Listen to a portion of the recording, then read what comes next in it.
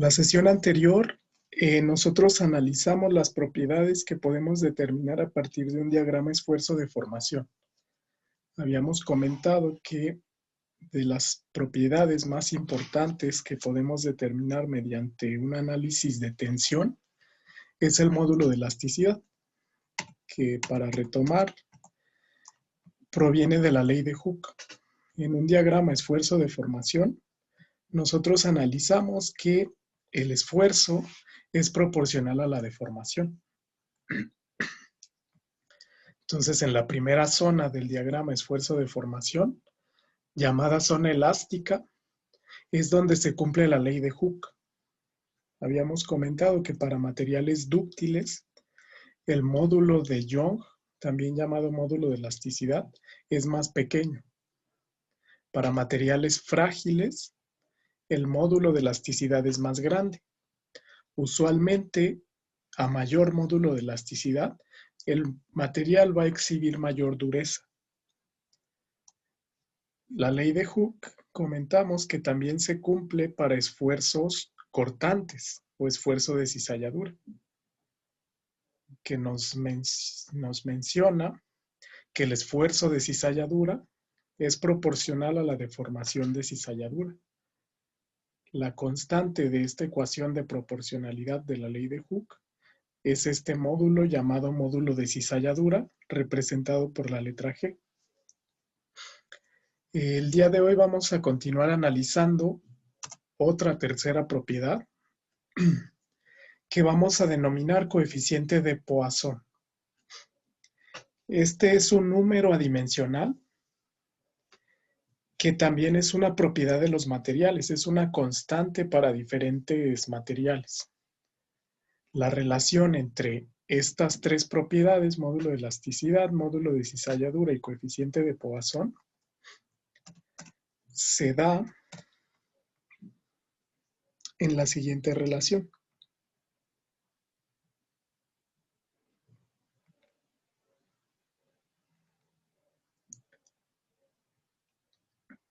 Esta es la relación. El módulo de Young, si nosotros conocemos, por ejemplo, dos de estas variables y queremos calcular la tercera, el módulo de Young es 2 veces el módulo de cizalladura por 1 más el coeficiente de Poisson. Vamos a analizar a qué se refiere con el módulo de Poisson. El coeficiente de Poisson se representa con una letra minúscula V y es una relación de deformaciones. Habíamos comentado que si aplicamos tensión a una barra, esta barra se va a alargar en cuanto a su longitud, si es cilíndrica, pero como la masa permanece constante, esa barra va a sufrir una reducción de diámetro. Entonces nos vamos a encontrar con que esa barra va a sufrir deformación en los ejes axiales, pero también deformación en los ejes radiales. Si tomamos este sistema de ejes, el eje vertical es el eje Z, el eje axial, pensemos que tenemos una barra que está sometida a tensión. Estos esfuerzos de tensión se denominan sigma Z.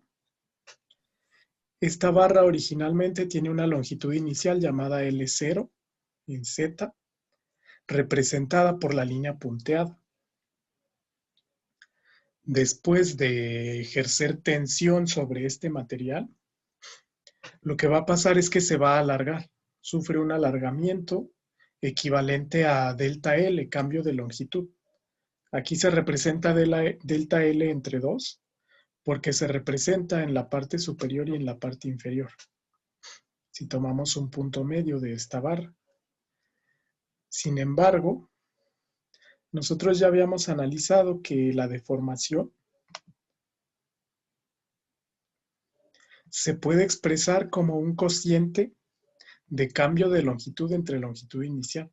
La primera ecuación se representa para el eje Z, pero hay que recordar, de acuerdo a la notación de esta figura, solamente se está representando en una mitad. Por eso aquí se representa entre 2. Si eliminamos este 2, es la deformación total en ese eje. Sin embargo, también ocurre una deformación en el eje X y en el eje Y. El eje X sería la cara inferior, horizontal. El eje Y sería la cara inferior, vertical. Estos dos ejes son perpendiculares. Entonces noten que la línea punteada representa la posición inicial de la barra, la línea sólida representa la posición final. Entonces si la estiramos, se va a llevar una reducción de diámetro. Esa reducción de diámetro se ve representada en otra variable que es la misma deformación unitaria, pero en el eje X. Entonces de igual manera es la deformación en el eje X es igual a delta L en X. ¿Cuánto cambió la longitud en ese eje? Que sería este, dividido entre longitud inicial en X. Aquí se está representando negativo porque es una constricción, es una compresión. En X la deformación es negativa, significa que se reduce el lado de esa probeta en ese eje. Precisamente el coeficiente de Poisson es la relación de esas deformaciones. Aquí se menciona que cuando un metal se somete a tracción, también llamada tensión, se produce un alargamiento en el eje Z, es lo que acabamos de mencionar, en dirección de la carga. Sin embargo, como resultado de ese alargamiento, se producen constricciones, se comprime el material en los otros ejes laterales, como veíamos en la figura. A partir de esas contracciones, nosotros podemos determinar compresiones en forma de deformaciones unitarias en ejes X, Y y Z. De acuerdo a este razonamiento, el coeficiente de Poisson es el cociente precisamente de esas deformaciones. V es igual a la deformación en X entre la deformación en Z. Y es igual a la deformación en Y entre la deformación en Z. Es una constante para diferentes materiales. Tomemos un ejemplo de la tabla. Por ejemplo, en el aluminio, su coeficiente de Poisson es de 0.33, 0,33. Significará que esta relación de deformación en X entre deformación en Z para el aluminio es 0.33. Y es el mismo cociente de la deformación en Y entre deformación en Z. Entonces, de acuerdo a esto, pensemos que es 0.33. Significa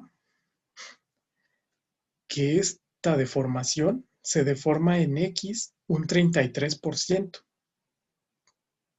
de lo que se deforma en Z. Lo que significaría que el alargamiento en el eje Z es 3 veces mayor que lo que se comprime esa probeta en el eje X, aproximadamente. Esta relación de Poisson nos sirve para determinar deformaciones radiales sabiendo las deformaciones en Z, o al revés. A eso se refiere, recordando que cualquier deformación en el eje, aquí pensemos en el eje Y, puede ser X, Y o Z, se puede definir como un cambio de longitud entre la longitud inicial en ese eje. Aquí sería en el eje Y, que puede ser X, Y, Z. Aquí también sería en el eje Y. También se puede definir como un cambio de diámetros.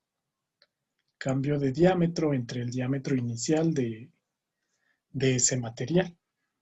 Entonces, esto es lo que se denomina el coeficiente de Poisson. Para comprender mejor este procedimiento, vamos a analizar este ejercicio.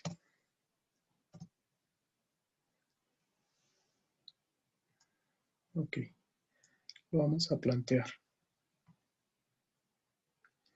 Tenemos una probeta que va a ser sometida a tensión. Aquí se menciona, se aplica una tracción en la dirección del eje mayor de una barra cilíndrica, es de latón, que tiene un diámetro de 10 milímetros, es decir, 0.4 pulgadas. Hay que determinar la magnitud de la carga necesaria para producir un cambio en el diámetro de 2.5 por 10 a la menos 3 en milímetros o 10 a la menos 4 pulgadas si la deformación es elástica. De inicio vamos a analizar lo que nos dice el ejercicio. En este diagrama de cuerpo libre estamos representando las fuerzas que actúan sobre una probeta. Como es tensión, estamos alargando la probeta aplicando dos fuerzas. Estos pares de fuerzas son iguales en magnitud, pero en sentido diferente. Inicialmente tenemos como dato que el diámetro de la probeta sería el diámetro de esta línea punteada, es de 10 milímetros, sería este. Con ese dato yo puedo concretar, puedo calcular el área, que es esta área que está rayada. Esa área me sirve para calcular esfuerzo. Además, hay que determinar la carga necesaria que producirá un cambio en el diámetro de 2.5 por 10 a la menos 3. Este dato en realidad es el delta D, el cambio de diámetro que sufre la probeta después de ser alargada. Es alargada en cuanto a su longitud. Aquí yo tengo una longitud inicial más pequeña que la longitud final, pero noten que el diámetro cambia. De un diámetro inicial que era más grande, sufre una constricción, se comprime, se vuelve más pequeño ese diámetro. Entonces, este fenómeno provoca deformaciones en la probeta. Vamos a considerar los siguientes dos ejes. La dirección de la fuerza le vamos a llamar Z. La dirección del radio, esta dirección radial o del diámetro, le vamos a llamar X. Vamos a definir, como lo acabamos de ver, las deformaciones en cada uno de los ejes que sufre la probeta.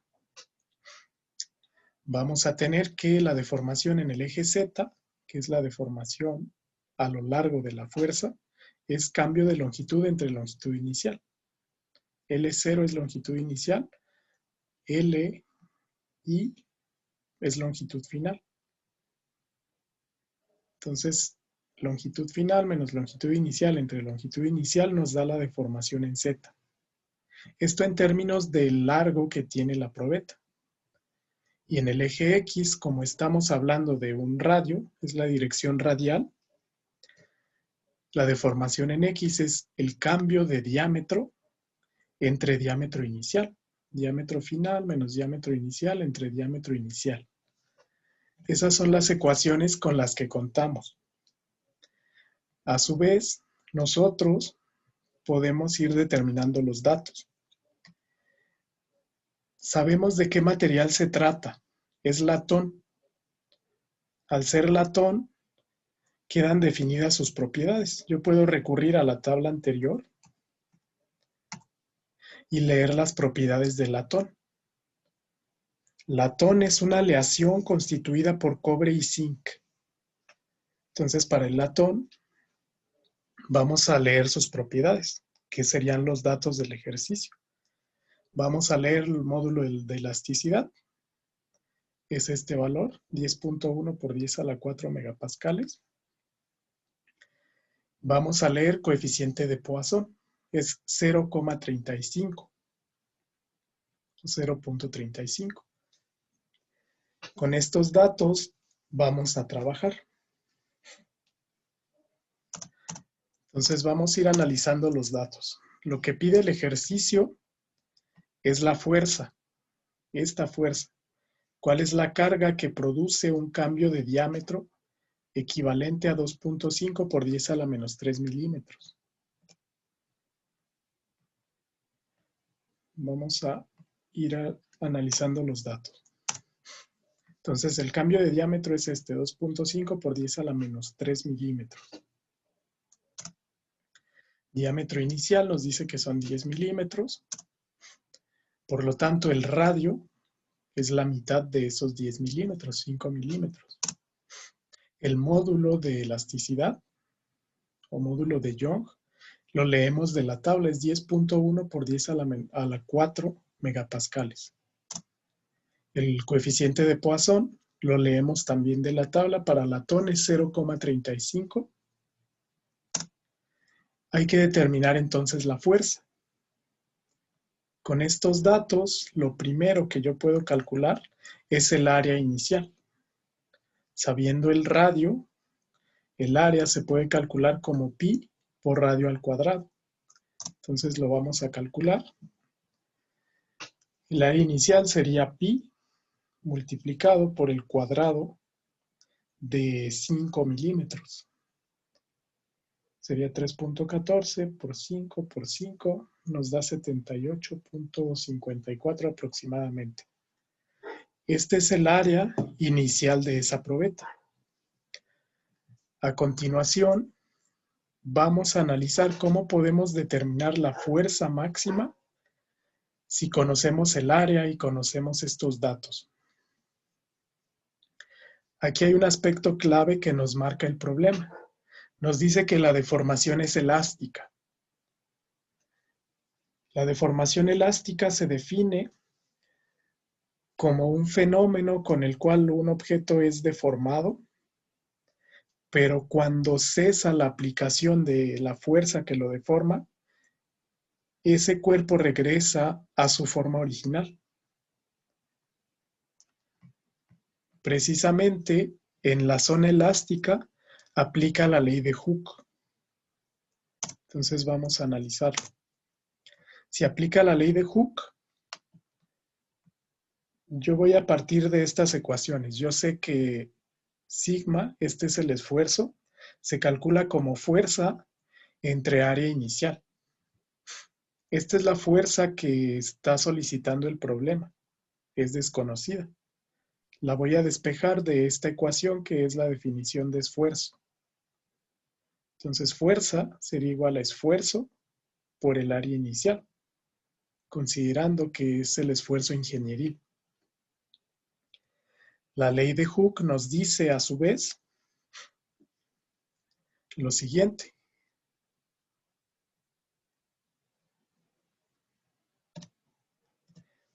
La ley de Hooke nos dice, lo vamos a retomar de acá, que sigma es igual al módulo de Young por la deformación. Entonces vamos a plantearlo. Creo que ahí sobra una Z. Ok.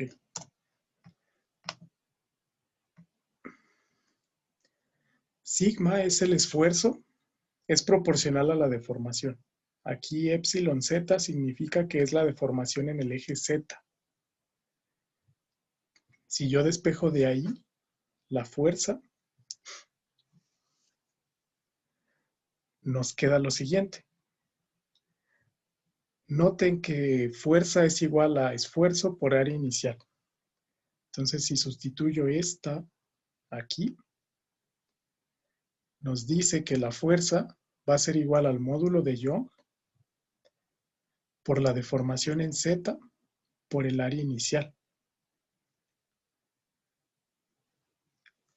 Esta ecuación la podemos tomar como base para realizar el cálculo de la fuerza. Entonces, de nuevo, esto es el esfuerzo ingenieril. De aquí yo despejé fuerza. Fuerza está en términos del esfuerzo. Este esfuerzo yo lo puedo relacionar utilizando la ley de Hooke. Noten que para esta ecuación conocemos todos los datos. Conocemos módulo de elasticidad, conocemos área. La deformación en Z se puede calcular en función del diámetro. Entonces lo vamos a hacer de la siguiente manera.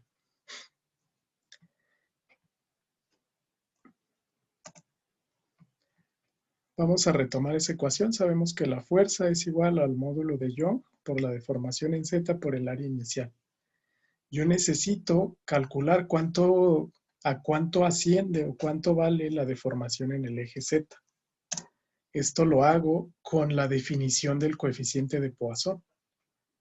Sabemos que el coeficiente de Poisson es igual a la deformación en el eje X entre la deformación en el eje Z. Entonces eso lo podemos calcular, tenemos los datos. Yo de ahí voy a despejar deformación en X de la siguiente manera.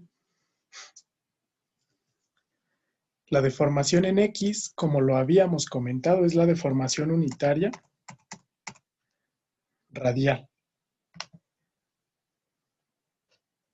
En esta cara.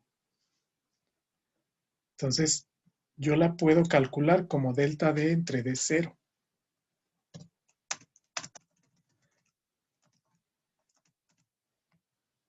Aquí está. Sería el cambio de diámetro entre diámetro inicial. El cambio de diámetro es un dato que nos dice ahí el ejercicio. El delta D nos dice que es 2.5 por 10 a la menos 3 milímetros y el diámetro inicial es de 10 milímetros.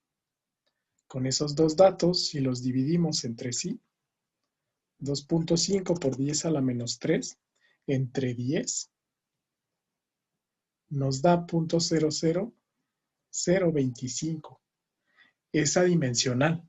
Esta sería la deformación en el eje X para esta probeta. Si yo conozco ese valor, entonces, y el módulo de Poisson, o el coeficiente de Poisson, puedo conocer la deformación en Z. Si de la ecuación del módulo de Poisson despejo la deformación en el eje Z, obtenemos que es deformación en X entre coeficiente de Poisson. Sería 0.00025 entre el coeficiente de Poisson que comentábamos que era 0.35. Es este dato, leído de la tabla. Finalmente, como ya tenemos ese dato, vamos a sustituir en la ecuación que acabamos de obtener a partir de la ley de Hooke. La fuerza se va a calcular multiplicando el módulo de Young por la deformación en Z por el área inicial. Módulo de Young lo leímos de la tabla, es megapascales. La deformación en Z la acabamos de calcular, es esta. El área ya la calculamos también. Si realizamos el cálculo, vamos a obtener una fuerza de 5.555 más o menos, 5.552.7 newton. Esta es la respuesta. Aquí un comentario. Noten que podrían mencionar que las unidades aquí tendríamos que cambiarlas para conservar homogeneidad dimensional. Tendríamos que introducir un factor para obtener el módulo de Young en pascales y convertir esta área a metros cuadrados. Eso se realizaría aplicando las siguientes conversiones. Sabemos que un newton de la segunda ley de Newton precisamente corresponde a la unidad de fuerza que se calcula como masa por aceleración. Estas son sus unidades básicas. Y un pascal es un newton dividido por metro cuadrado. Sin embargo, vamos a notar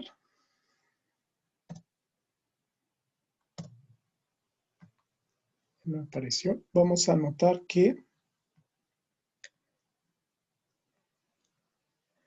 un megapascal también se puede calcular como un newton sobre milímetro cuadrado.